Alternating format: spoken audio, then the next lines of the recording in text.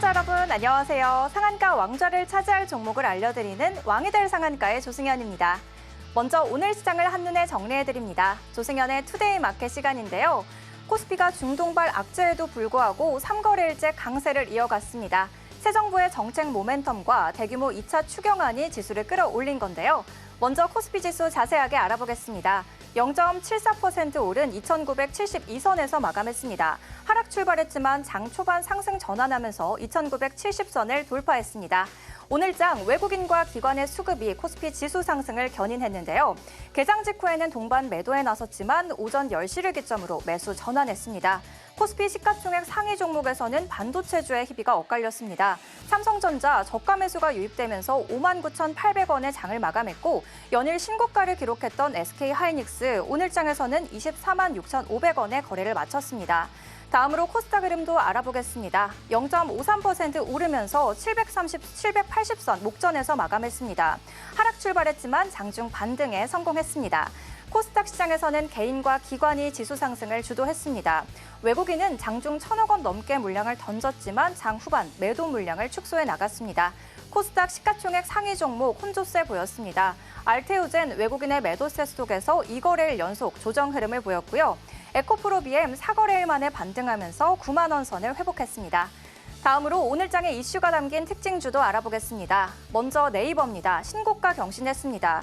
AI 정책 기대감과 네이버 출신의 하정우 수석의 대통령실 임명 소식이 전해졌습니다. 특히 JP모건은 목표가를 기존 25만 원에서 27만 원으로 끌어올렸습니다. 다음으로 두 번째 특징주 콜마홀딩스 상한가 기록했습니다. 창업주와 부회장인 장남관의 경영권 분쟁 소식이 전해졌습니다. 이에 따라 지배구조 변화 기대감이 부각되면서 매수가 집중됐습니다. 이렇게 오늘 시장의 흐름 알아봤습니다. 오늘도 저희와 함께 하시면서 시장의 핵심 테마와 종목 분석, 그리고 왕이 될 종목까지 챙겨가시기 바랍니다. 왕이 될 상한가 본격적으로 출발합니다.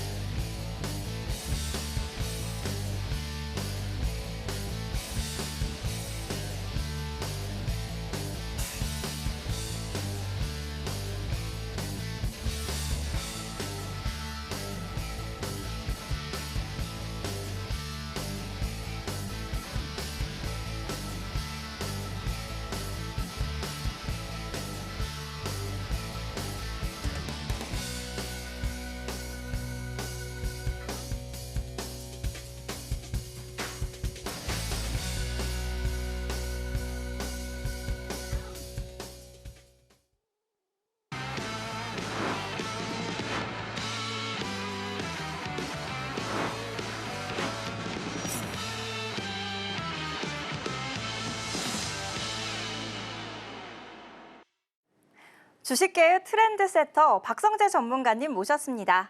전문가님 안녕하세요. 반갑습니다. 전문가님 저희 방송 불과 2주차이신데요. 일주일 사이에 공략주들이 두 자릿수 상승률로 가득하거든요. 특히 오늘 주인공은 비트맥스였잖아요. 네, 15% 오르면서 신고가 나왔는데 오늘 방송도 기대해봐도 될까요? 예, 오늘도 방송 끝까지 시청해 주시면 네. 많은 인사이트를 얻어가실 수 있을 것 같습니다. 그럼 저도 기대하면서 전문가님 소개와 함께 공략주 현황 들어볼 수 있을까요? 예, 저는 주식시장의 트렌드를 그 누구보다 좀 빠르게 잘 잡아낸다라고 자부하는 박성재 전문가입니다.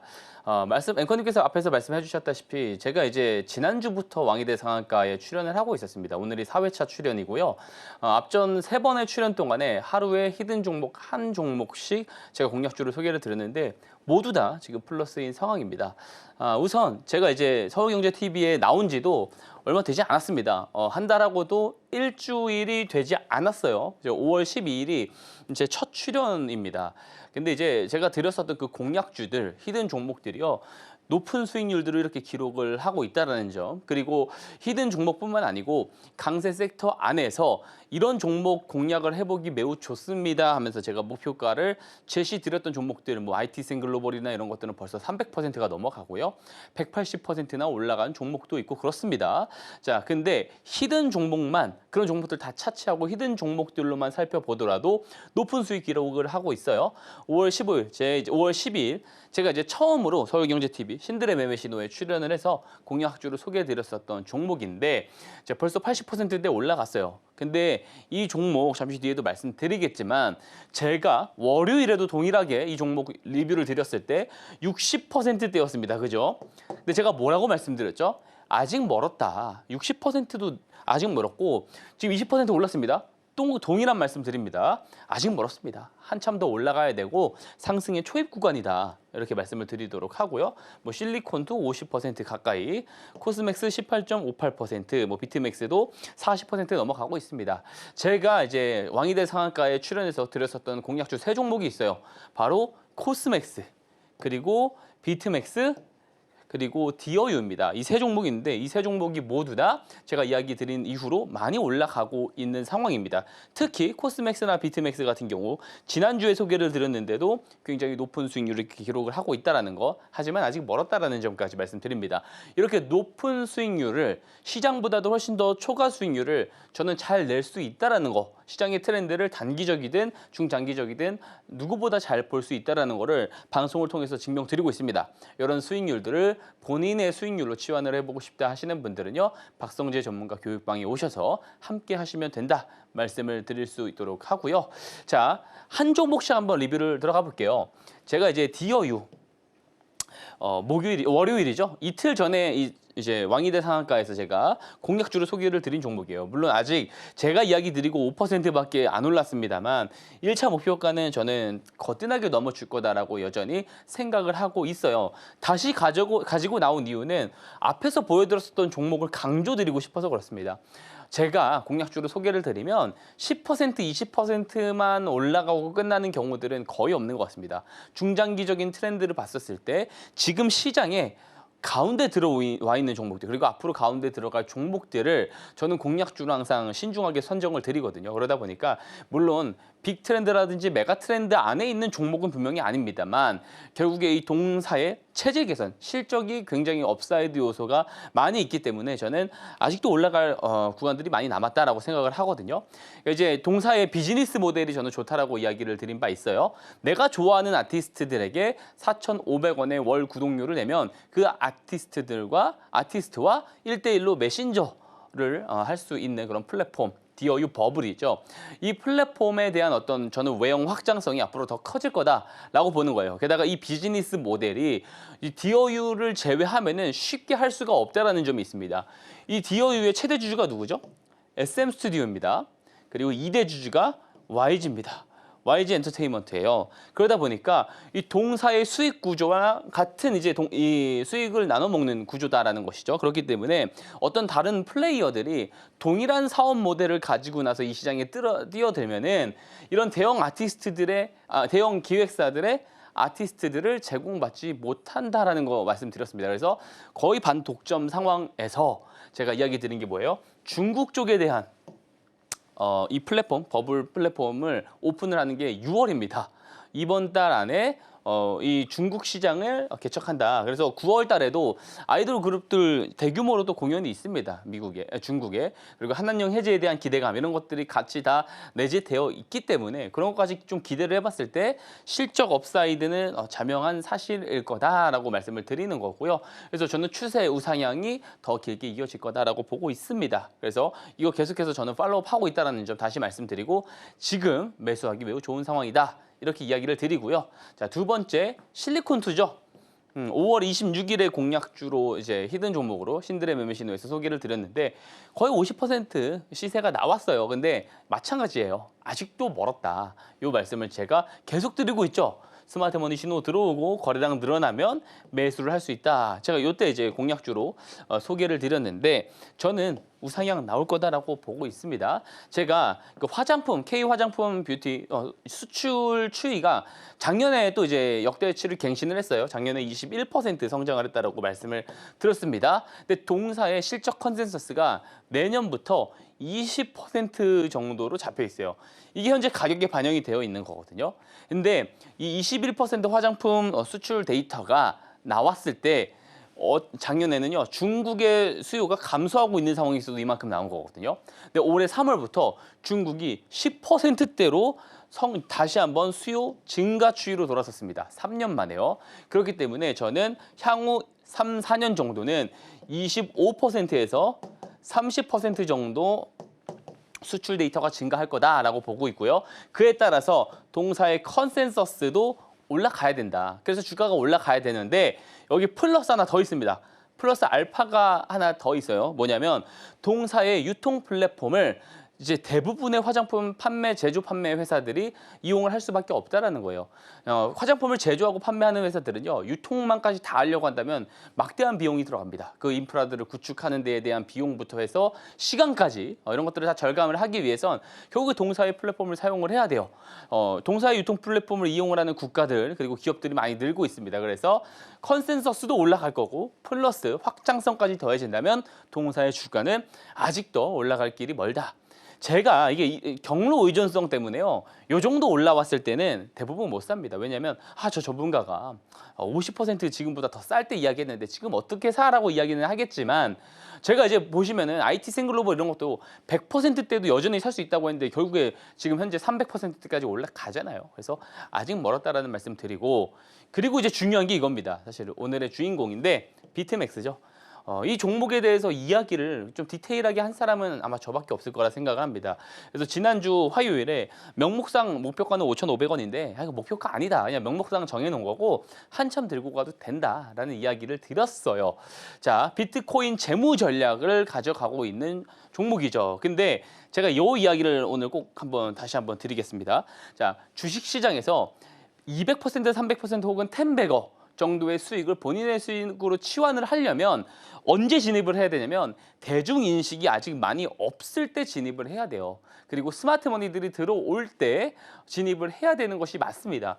아직도 미국은 안 그런데 우리나라는 이 비트코인이라든지 이런 크립토들에 대해서 대중인식이 그렇게 좋지 않습니다.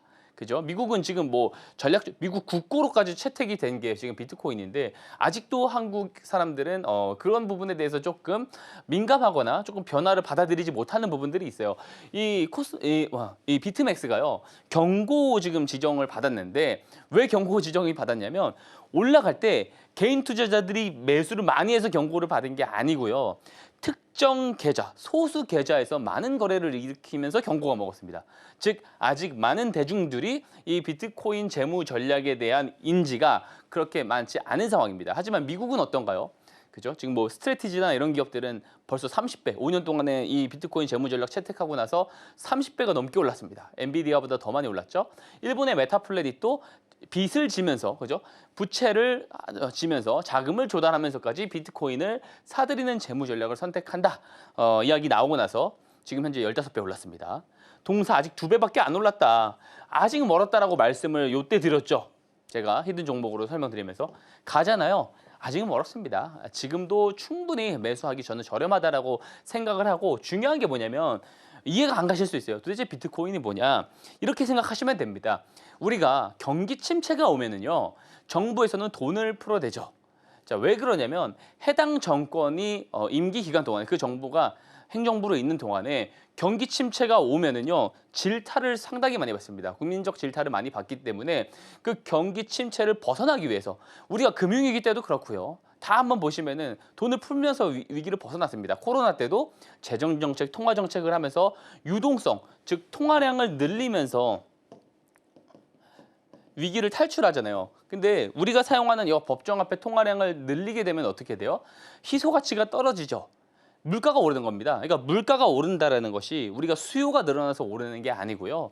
통화량이 더 늘어나니까 희소 가치가 떨어지니까 상대적으로 다른 상품이나 재화들은 유한하잖아요. 그러다 보니까 물가가 올라간다라는 거죠. 그렇기 때문에 이 법정화폐, 그 현금이 많은 기업들 있죠. 캐시가 많은 기업들이 이 돈을 그대로 현금으로 들고 있으면 어떻게 되겠어요? 자본 총계 비율이 점점 좀 약해지는 겁니다. 왜? 구매력이 계속 떨어진다라는 거예요. 그렇기 때문에 이거를 상대적으로 단단한 경질의 자산에 묶어놓자. 이동도 쉬우면서, 그죠? 보관도 쉽고 간편한 비트코인 재무 전략을 선택을 하는 겁니다. 2,100만 개의 수령이 고정이 되어 있습니다. 이 코드는 아무도 못 바꾸죠. 고정이 되어 있다 보니까 계속 풀리고 있는 통화량 대비 가격은 비트코인은 계속해서 우상향할 수밖에 없는 시스템, 구조가 갖춰져 있는 것이죠. 그래서 이 기업들이, 현금이 많은 기업들이 본인이 갖고 있는 현금으로 비트코인을 산다라고 한다면 재무 조건, 재무 건전성 자체가 올라갈 수밖에 없다는 거예요. 자, 그럴 거면 비트코인 사는 게 낫지 않냐라고 하시는 분들이 있을 수 있는데, 그렇기 때문에 이런 기업들을 잘 봐야 됩니다. 자금을 조달해서, 즉 사채를 발행을 해가지고 비트코인을 사는 종목들이 지금 유독 세게 올라가는 거예요. 동사도 마찬가지거든요. 무슨 말이냐면 예를 들어 1,000억이라는 부채를 지게 됩니다. 그죠? 근데 부채를 10년 뒤에 갚기로 해요. 10년 뒤에도 동일한 1,000억의 가치를 가질까요? 그렇지 않죠. 떨어질 겁니다. 구매력이 떨어지고 가치가 떨어질 거거든요. 즉 부채를 조달을 해가지고 어떤 사업을 해가지고 돈을 많이 벌면 나중에 갚을 때는 더 싸게 갚는 거예요. 사실 숫자만 가치는 떨어지잖아요. 그죠? 자, 법정화폐의 가치는 떨어지는데 이거를 비즈니스가 아닌 비트코인에다가 넣어놓게 되면 어떻게 돼요? 가치는 올라가죠. 그래서 그냥 현금을 100% 가지고 있었을 때 먹을 수 있는 이 이제 재정적으로 더 좋아질 수 있는 부분들을 레버리지로 더 좋게 만들 수 있는 것이 바로 이 사채를 발행해가지고 비트코인을 사는 전략, 재무 전략이 된다라는 겁니다. 그래서 이런 기업, 이런 어떤 모델들, 이런 비즈니스 모델이라고 할 수 없죠. 재무 전략이 되게 뭐 표면적으로는 되게 위험해 보일 수 있지만 실질적으로 이 경기 시스템 상황에서 본다면 훌륭한 어떤 전략이 될 수 있다라는 거고. 새로운 빅테마가 될 수 있다는 거예요. 그래서 제가 이야기 드리는 겁니다. 왜냐? 아직도 대주인식이 좋지 못하기 때문에 텐베거는 이런 종목에서 나온다는 점 말씀드립니다. 그래서 이런 종목들 가지고 정말 텐베거까지 끌고 갈 수 있으려면 결국에는 박성재 전문가의 인사이트가 매우 필요하다라는 겁니다. 그래서 교육방 들어오셔서 저 박성재 전문가랑 꼭 함께 하셨으면 좋겠습니다. 디어이오부터 오늘장 15% 상승한 비트맥스까지 높은 타점을 자랑하는 포트폴리오 알아보고 왔습니다. 방송 시간 외에도 장중 실시간 대응을 통해 타점 짚어주시는데요. 함께하는 방법 큰 화면으로 보여드릴게요.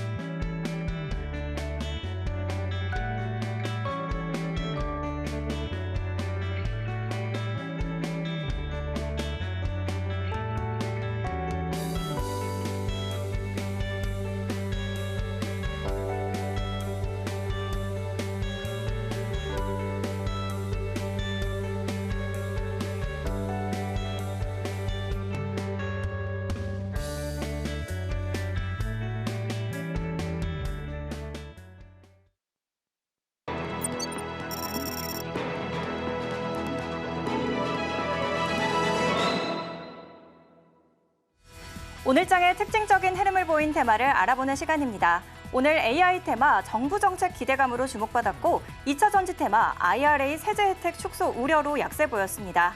먼저 AI 테마 짚어보겠습니다. 이재명 대통령의 AI 100조 원 투자 공약이 가시화되고 있습니다. 오늘은 이 전략을 추진할 책임자로 대통령실 AI 미래기획 수석으로 네이버 출신의 하정우 수석을 임명한 바 있습니다. 핵심 전략은 소버린 AI입니다. 즉 국가 차원에서 개발하는 인공지능이라는 뜻으로 한국 기업이 한국어로 된 데이터를 학습시켜 개발하는 건데요. 이는 글로벌 상용화 중심의 미국 빅테크와는 다르게 공공과 국방과 같이 보안 민감 분야에 적합하고 또 국내 스타트업들이 생태계를 확대할 수 있는 토대가 됩니다. 오늘 강했던 종목 흐름 이어서 살펴보겠습니다. 오늘 장에서 심플랫폼과 크라우드웍스, 사이버넷 소프트, BQAI 오늘 4가지 종목이 상한가를 기록하면서 이 테마의 강세를 이끌었습니다. 이어서 약세 테마도 짚어드리겠습니다. 2차 전지 테마 알아볼 텐데요. 이틀 전에 미국 상원이 감세한 법안을 발표했습니다. 여기에는 IRA 세제 혜택 축소가 포함되어 있는데요. 전기차 구매 세액공제가 하원 초안에는 내년 말까지 유지였는데 이번 상원 초안에는 법 공포 후 180일 후 종료로 변경이 됐습니다. 이는 북미 시장에서 영역을 넓혀가던 현대차와 K배터리에는 악재가 되는 요인인데요. 또한 배터리 생산 세액공제는 2033년으로 하원 초안보다는 1년 미뤄졌지만 수요 불확실성이 발목을 잡았습니다. 즉 시장은 보조금보다는 예측이 가능한 세액공제를 선호하는 만큼 정책 변화에 대한 경계심이 반영된 건데요. 오늘 약세를 보였던 종목도 이어서 알아보도록 하겠습니다. 오늘 장에서 한울반도체 4% 조정, OCI홀딩스 3%, 엔캠도 3% 넘는 약세를 기록했습니다. 이렇게 오늘 상승한 AI 그리고 약세를 기록한 2차 전지 테마 알아봤는데요. 이제 오늘의 상승 시그널이 포착된 테마와 종목에 대해 더 깊게 알아보는 시간입니다. 내일 장을 예측할 수 있는 중요한 인사이트, 그 첫 번째 테마에 대해서 설명 들어보겠습니다. 예, 당연히 오늘은 이 테마를 이야기를 안 할 수가 없을 것 같습니다. 바로 AI 테마입니다.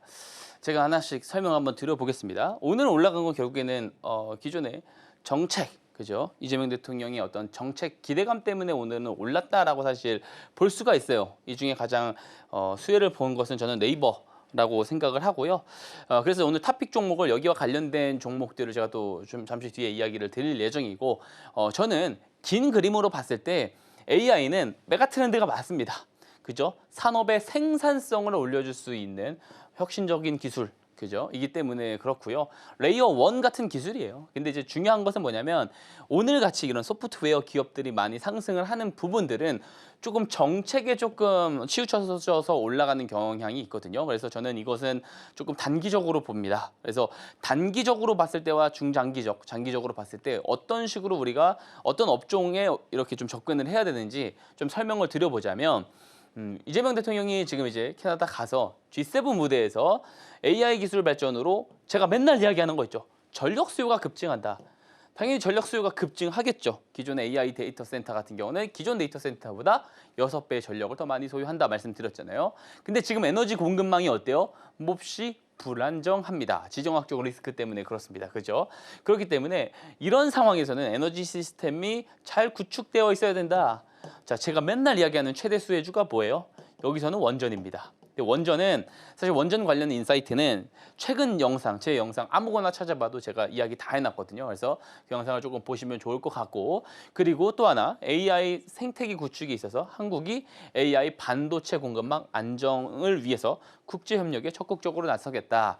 저는 이렇게 좀 이야기를 드리고 싶습니다. 뭐냐면 제가 메가 트렌드라고 이야기하는 AI 쪽, 한국에서 우리가 좀 투자를 하려면 어디에 포인트를 봐야 되냐면, 자, 큰 그림에서 올라타려면은요, 오늘처럼 이제 AI 테마로 올렸었던 소프트웨어 기업들 말고요, 플랫폼 기업들 말고 어디를 봐야 돼요? 자, 첫 번째 반도체입니다.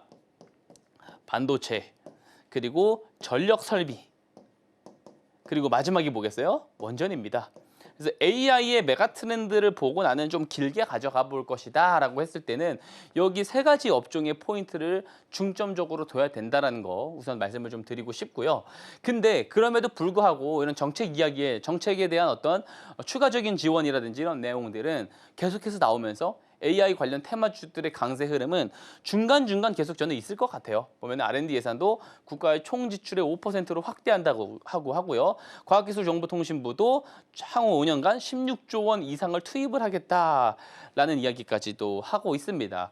여기서 우리가 주목을 해봐야 되는 게 정부 차원에서 지원책 이야기는요 계속 나올 겁니다. 그리고 정부가 AI에 대해서는 투자를 굉장히 적극적으로 이제는 해야 될 시점입니다. 나중 이야기가 아니에요. 그러니까 예전에는 어떤 뭐 기술력을 뽐내는 정도에서 그쳤습니다. 예를 들어 휴머노이드를 하더라도 막 백덤블링하고 막 이제 이런 모습들만 보였지, 이제 보이는 것에 조금 더 이제 단순히 테마성으로 조금 움직이고 이슈화가 됐지만, 이제는 막 관절 기술이 더 중요하잖아요. 로봇을 보더라도 이제는 실용주의가 되고 있는 상황이다 보니까 AI 쪽에 대한 투자도 이제는 조금 선명하게 정부 차원에서 지원을 해줄 필요가 있겠죠. 자, 왜 그러냐면 결국에는 이 경제를 성장하는 원동력이기 때문에 그렇습니다. 우리가 보통 GDP를 성장시키기 위해서는 결국에는 어떤 그 미래 산업, 그리고 부가가치 산업, 고부가가치 산업이 성장을 해야 됩니다. 그죠?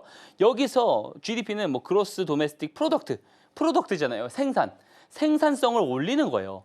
자, 생산성을 올린다는 게 무슨 말이에요? 자, 동일한 재원을 투입하면서 더 많은 생산성을 만들어낼 수 있는 것을 GDP가 성장한다라고 이야기합니다. 그러니까 기존의 수요가 100이라고 한다면, 그죠? 동일한 기존의 그 수요를 감당하기 위해서 생산했었던 그 비용을 동일하게 투여하더라도 더 높은 생산성을 만들어낼 수 있는 상황, 즉 뭐예요? 물가를 하락시킬 수 있는 것을 의미를 합니다. 그죠? 그리고 이제 각국 지금 정부에서 재정 부채가 상당히 많잖아요. 이 부채를 희석시킬 수도 있어요. 결국에 성장을 잘 해야 된다는 거고, 그 핵심 생산성을 크게 압도하게 조금 이제 업그레이드 할 수 있는 기술이 이제 AI 산업이라고 볼 수가 있겠습니다. 자, 그렇기 때문에 정부의 지원책, 정부의 투자 이런 이야기들은 앞으로도 계속해서 나올 거다. 그렇기 때문에 수혜주가 될 수 있는 종목이 저는 네이버다라고 보는 거예요. 오늘 대놓고 뉴스가 나왔습니다. 이재명 정부에서 첫 미래기획 수석의 하정우 네이버 클라우드 AI 혁신센터장을 임명을 했습니다. 이분이 이 LLM 거대 언어 모델, 그러니까 LLM 하면은 우리가 알고 있는 뭐 딥시크, 챗GPT, 그록, 퍼블릭시티 이런 것들을 말을 합니다. 그리고 하이퍼글로바 X의 개발과 상용화를 이끈 실무 전문가다라는 거예요. 자, 그죠? 그리고 이재명 대통령 후보 시절부터 이 이야기 많았죠. 100조 원 규모를 투자한다. 근데 이거를 투자를 어떤 방식으로 할지는 잘 모르겠습니다만 이야기를 그때 공약으로 했던 게 뭐냐면 전 국민이 누구나 선진국 수준의 AI를 무료로 활용한다. 선진국 수준의 AI, 지금 AI라고 해봤자 뭐 다양한 산업에서 쓰이고 있지 않습니다. 그래봤자 아직 LLM이거든요. 그러니까 무슨 말이냐면 LLM 모델을 만들겠다라는 거예요. 정부 차원에서. 그러면 LLM을 직접적으로 구축을 해볼 수 했었던 실무자를 이렇게 미래기획 수석에 앉혀놓는다라는 겁니다. 그래서 네이버가 사실상 직접적으로 정부가 지원책이 가동이 됐었을 때 가장 우선적으로 낙수 효과를 볼 가능성이 있다. 이 정도로 조금 우리가 해석을 해볼 수가 있겠습니다. 그래서 AI 관련 대장주가 될 수 있다라는 건데, 자, 이게 주봉 차트거든요. 자, 보시면 22년도 하락장 이후에 거래량 굉장히 많이 터졌습니다. 그죠? 그러면서 박스권에 갇혀 있었어요. 제가 박스권 표시를 해놨잖아요. 근데 박스권을 오늘 주봉상 뚫어냈습니다. 오늘 뚫어낸 겁니다. 오늘. 그래서 이거 의미가 있다라고 보고요. 거래도 많이 들어왔고, 이게 이제 여기서 조금 추세가 좀 올라져 가는지 이런 것들을 좀 지켜볼 필요가 있겠죠. 근데 일봉 차트를 보면은 스마트머니 신호가 들어왔어요. 그래서 저한테 스마트머니 기법 배우신 분들은 이때 아마 관심 종목으로 뒀을 겁니다. 왜냐면 우리 있잖아요. 기법 공식이 뭐예요? 스마트머니 신호 뜨고 5거래 이상 거래량이 늘어나면 매수 관점으로 볼 수 있다. 그때 모멘텀 체크하고 건드릴 수 있다라고 이야기 드렸죠. 이게 들어왔기 때문에 조금 더 신빙성 있는 돌파라고 저는 보고 있는 상황입니다. 그래서 네이버 같은 종목들은 당연히 지금 팔로우업 잘 해놔야겠죠. 관련해서 장중에 소통 잘 해보고 싶다 하시는 분들은요, 박승재 전문가 교육방에 꼭 들어오시기를 당부드리도록 하고요. 자, 그 두 번째 종목 스임 플랫폼입니다. 결국 이것도 포인트가 네이버거든요. 그러니까 제가 이제 얼마 전에 원전 관련 종목 해가지고 두 가지 종목 이야기 할 때 두산에너빌리티랑 우리기술을 소개해드렸어요. 그러니까 우리기술은 굉장히 잘 올라가죠. 두산에너빌리티 대비 잘 올라가잖아요. 그래서 대형주, 안전하게 갈 수 있는 대형주가 이제 AI 쪽에서는 네이버라고 한다면, 그죠? 그리고 스몰캡 쪽은 신플랫폼이다라고 보시면 됩니다. 그래서 아마존 같은 이 글로벌 고객사들이 어쨌든 고객사로 조금 편입이 되는 것도 이제 긍정적이지만 네이버랑 연관이 크거든요. 오늘은 이제 네이버 관련 재료가 나왔기 때문에 동사가 오늘 상한가 같습니다. 자, 네이버 클라우드가 이 회사에 2022년에 이미 투자를 해놨어요.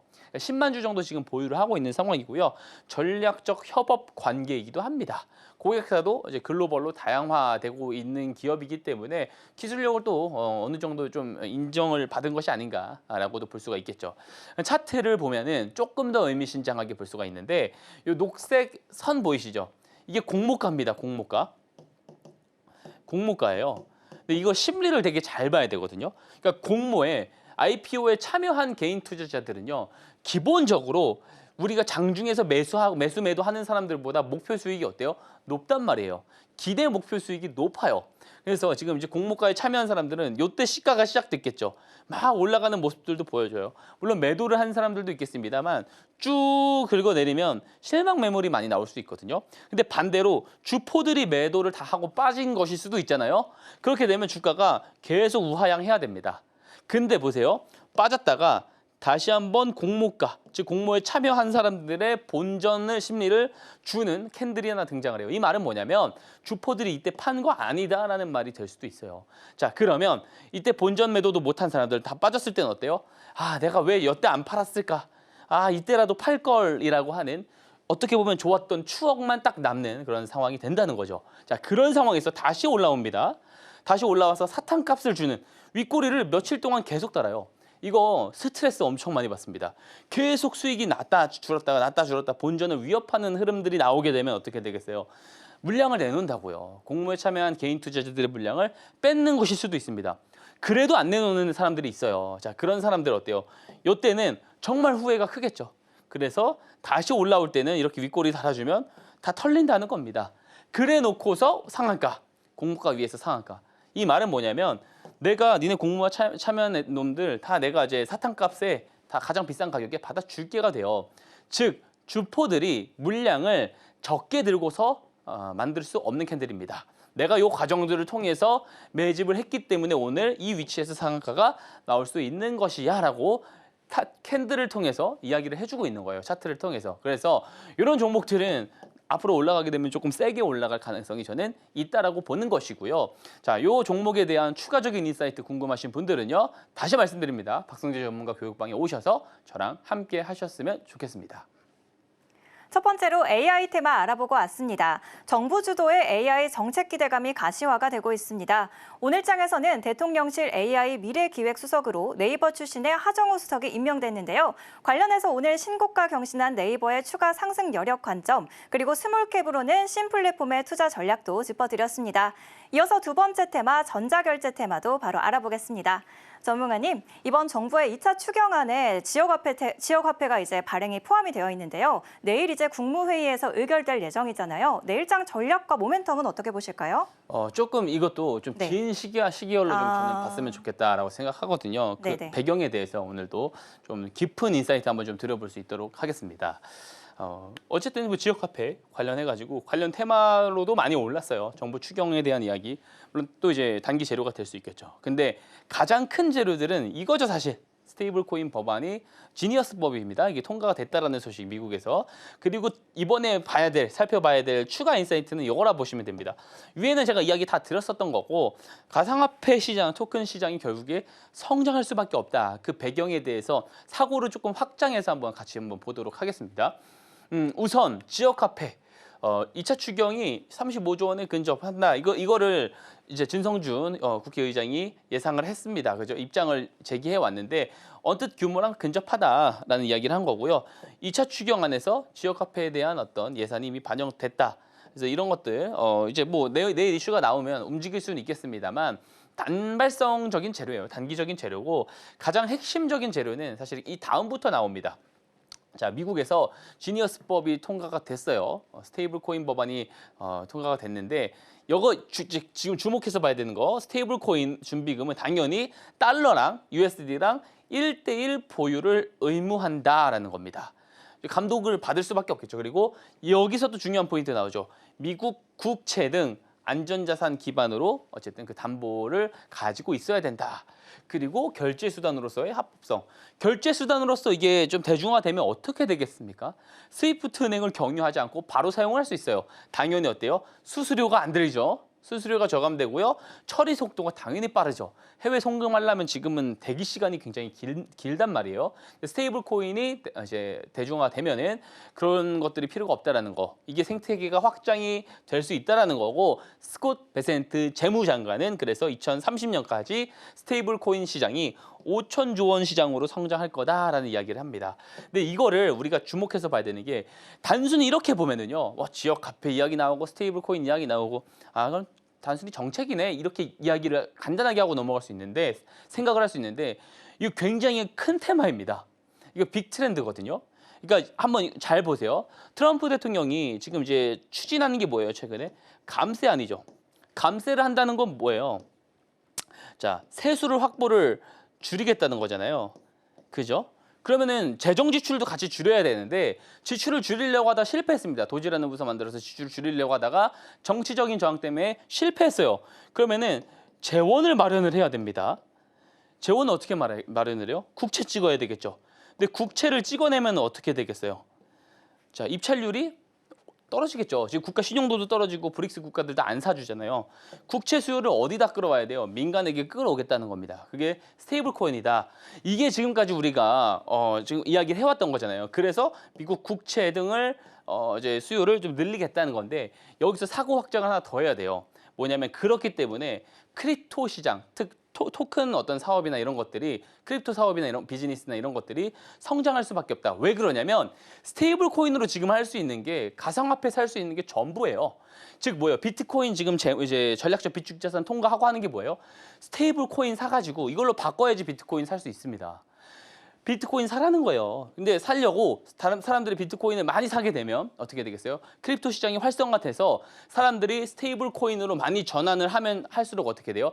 예치할 때는 스테이블 코인이 많으면 많을수록 미국 국채에 대한 수요가 올라간다는 거고 그 말은 다른 말로 하면은 달러 패권이 오랫동안 유지될 수 있다라는 말이 됩니다. 자, 그런 배경으로 봤을 때 자, 크립토 사업에서 제가 주목했던 게 뭐예요? STO다라고 이야기하면서 5월 12일에 히든 종목으로 갤럭시아 머니터리 가져왔습니다. 그죠? 요때입니다, 요때.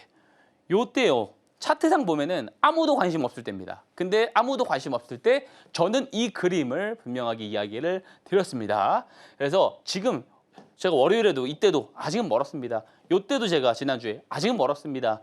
오늘도 말씀드릴게요. 아직은 멀었습니다. 이 빅 트렌드고요. 사람들이 아직 대중인식이 그렇게 대단하지 않을 때 계속해서 우리한테는 기회가 될 수 있다는 점. 그래서 갤럭시아 머니터리도 추가적으로 앞으로 어떻게 대응을 해야 될지 궁금하신 분들 박성재 전문가랑 교육방에 오셔서 꼭 함께 하셨으면 좋겠습니다. 이렇게 AI 그리고 전자결제까지 오늘의 강세 테마 알아보고 왔습니다. 이런 테마에 대한 인사이트는 장중 실시간 대응으로도 짚어주시는데요. 자막 하단 통해서 장중에도 함께 하시기 바랍니다. 그럼 계속해서 전문가님의 기법을 배워보는 시간입니다. 바로 알아보겠습니다.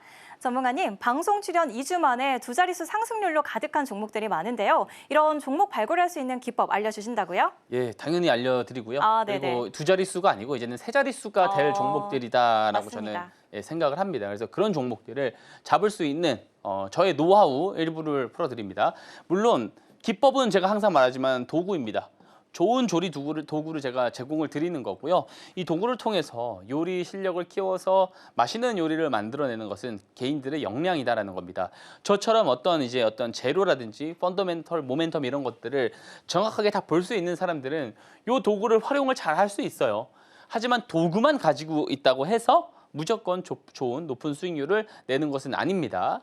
자, 이 기법은 스마트 머니를 좀 잡아내는데 제가 조금 나름대로 고안한 기법이에요. 스마트 머니는 뉴스 전에 뉴스를 통해서 우리한테 정보가 제공이 되기 전에 주포들이 저점에서 매집할 때 들어오는 돈을 스마트 머니라고 하죠. 이걸 잡아낼 수만 있으면 저점 매수가 가능하죠. 그리고 제가 항상 중요하게 이야기하는 손익비가 좋은 거래가 가능합니다. 그죠? 근데 어떻게 저는 이 스마트 머니 기법을 잡아내느냐?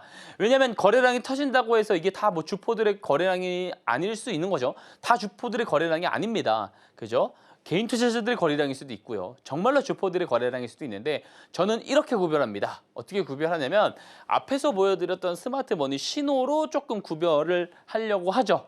근데 스마트 머니는 거래량과 되게 연관이 많이 있어요. 그죠? 그래서 저도 거래량 조건을 이야기는 하는데 신호 공식에는 거래량 조건이 없습니다. 추세가 기존에 없던 상황에서 급격한 변곡이 일어났을 때 제가 원하는 각도의 변곡이 일어났을 때 스마트 머니 신호가 포착되게끔 만들어 놓습니다. 다만 신호가 포착된다고 바로 매수할 수 있는 건 아니에요. 왜 그러냐면 변곡이 생기다가도 다시 꺾일 수가 있거든요. 추가적으로 확인이 돼야 되는 것이 이후에 거래량이 그래서 증가를 해야 된다는 거예요.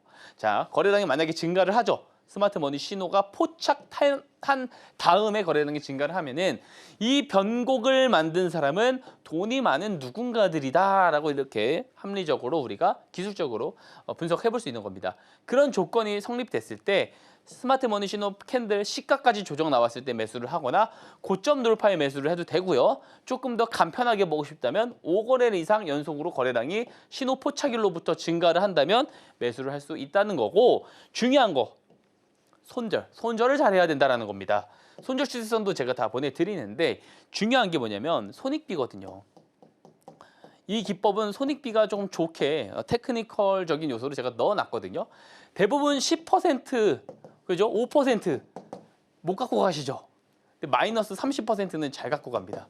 그리고 종목들이 엄청 많이 늘어나요. 한 3, 40종목 가지고 계신 분들 중에요. 제가 앞에서 항상 맨날 이야기 드리는 두산 에너빌리티, 갤럭시아, 머니트리, 뭐 IT센 글로벌 혹은 비트맥스 제가 이런 이제 우상향 할 수 있는 종목들을 가지고 있으신 분들 있나요? 없을 겁니다. 잡았다 하더라도 이때 다 잘라버릴 겁니다. 근데 마이너스 30%는 계속 가져가요. 그러다 보니까 종목이 계속 많이 늘어나게 되죠. 자, 목표 수익은요.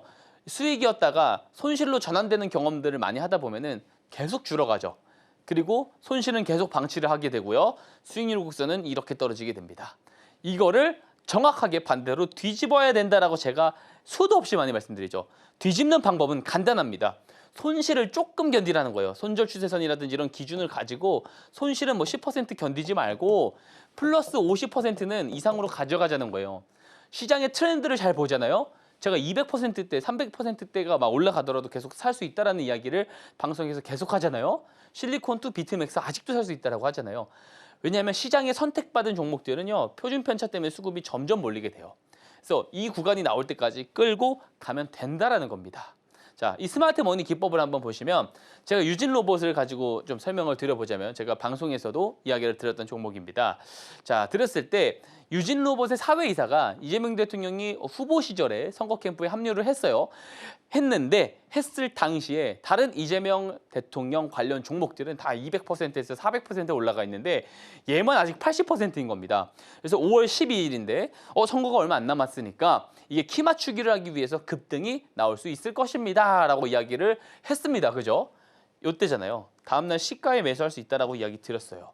그랬더니 정확하게 100%까지 올라갔습니다. 단기간 안에요. 근데 스마트 머니 신호는 더 먼저 포착을 해줬다라는 사실입니다. 신호가 포착되고 자 한번 이게 다음 이 부분을 당기면 거래량이 실제로 늘어났습니다. 늘어났고요. 그래서 거래량이 늘어났을 때 매수를 하면 만약에 뉴스가 나와서 빵빵 올라가면 수익을 크게 챙길 수 있지만 손절 추세선을 만약 악재가 떠서 이탈했다라고 한번 생각을 해보세요. 그러면 마이너스 그래봤자 5%밖에 안 된다라는 겁니다. 그죠? 손익비가 매우 좋죠? 이런 거래를 꼭 잘 하셔야 된다. 이런 거래를 습관이 잘 안 되어 있으신 분들 박성재 전문가 교육방에 오셔서 스마트 머니 기법도 꼭 배워가시고 같이 장중에 대응을 해보셨으면 좋겠습니다. 똑똑하게 타점 잡는 스마트 머니 기법에 대해서 배워보고 왔습니다. 저희가 스마트하게 방송 시간 외에도 기법을 배울 수 있는 방법을 준비했는데요. 무료로 받아보는 방법 큰 화면으로 보여드릴게요.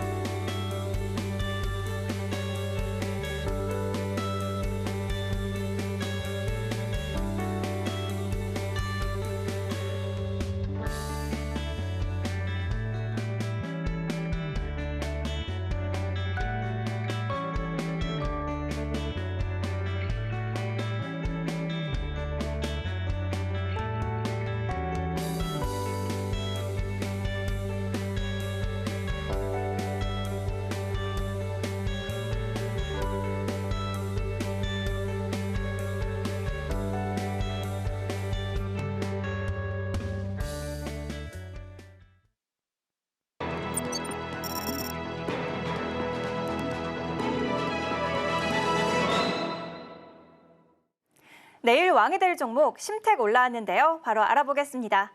전문가님, 올해 들어서 심택의 주가 상승률이 100%에 육박하는데요. SK하이닉스 34%와도 격차가 큽니다. 주가 상승 여력 어떻게 보실까요? 당연히 더 있다라고 보고 있기 때문에 네. 제가 이제 가지고 와서 좀 소개를 드리고자 가지고 나왔습니다. 제가 하나씩 설명 한번 해보도록 할게요. 우선 제가 반도체 종목을 최근에 좀 잘 안 가지고 나오는 편이긴 합니다. 그래도 조금 주목을 해볼 포인트들이 좀 있어가지고 제가 가지고 나왔어요. 자, 보시면 동사가 원래는 패키지 쪽에서 조금 매출 비중이 높았는데 계속해서 PCB 쪽에 대한 매출 비중이 올라가고 있습니다. 그래서 반도체 기판 하면은 사실 심택이 2020년도 때부터는 대장으로 조금 치부되는 그런 경향이 있습니다. 그죠? 자, 그리고 반도체 소부장 기업들이 말레이시아 쪽에 이제 진출을 하기로 돕겠다. 양국의 세미나가 있었습니다. 여기서도 마이크론부터 동사의 협력 사례도 발표를 했어요. 실제로 한국 기업인 심택은 최근 말레이시아 패닝에 1,000억 원을 투자를 해서 PCB 공장을 증설했다. 자, 중요하죠. 자, 실적은요. 실적은 동행지표죠. 동행지표는 이미 주가가 4.6개월 우리가 보통 선반영 된다라고 이야기합니다. 그죠? 지금은 한 7개월 정도 선반영 되는 것 같은데, 자, 그래서 투자, 증설이라든지 이런 투자 같은 경우들은 선행지표입니다. 그래서 실제로 앞으로 많은 주문량들 그런 것들을 수요가 있을 것이다라고 생각을 판단을 했기 때문에 이런 증설들이 직접적으로 들어가는 거고, PCB 매출은 전체 매출 비중이 2년 전부터 계속 3년 전부터 꾸준히 늘어나는 것을 볼 수가 있고요. 고객사도 굉장히 확보를 빠르게 지금 나서고 있는 상황이다. 이렇게 볼 수가 있습니다. 그리고 소캠이죠, 소캠. 이게 제2의 HBM이다 막 이런 얘기가 있는데 중요합니다.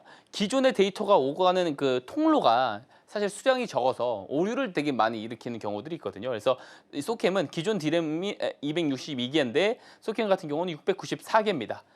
동일한 용량에서도 대역폭이 굉장히 높은 어떤 그런 이제 반도체 디램이다, 새로운 어떤 메모리 표준이다라고 볼 수가 있고요.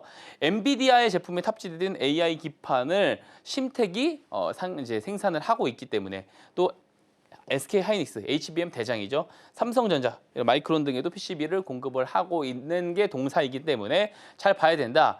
그래서 하이닉스나 삼성전자보다 상대적으로 시총이 작기 때문에 동일한 상관계수를 가지고 움직이더라도 더 강하게 움직여요. 저는 하이닉스가 올해 신고가 갈 거다라는 이야기를 공공연하게 이야기했거든요. 앞으로 랠리가 더 펼쳐질 것 같아요. 그러면 심택은 하이닉스 대비 더 높은 상승률을 저는 추가적으로 기록을 할 수 있을 것이다 라고 예상을 하고 있습니다. 스마트 머니 신호 떴고요. 거래량 5거래 이상 증가했죠. 그래서 여전히 좋은 매수 타점으로 본다.